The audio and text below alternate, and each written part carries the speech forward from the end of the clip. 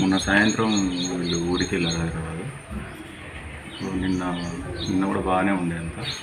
Night మేము పడుకునే ముందు లైట్ వేసినాం, పడుకున్నాం. పొద్దున్న లేచేసరికి ఓనరు వాళ్ళ అంటే ఫస్ట్ లేచి ఈ డోర్ ఓపెన్ ఉన్నది చూసి నన్ను లేపింది. వచ్చి చూస్తే నన్ను పడగొట్టి ఉన్నారు.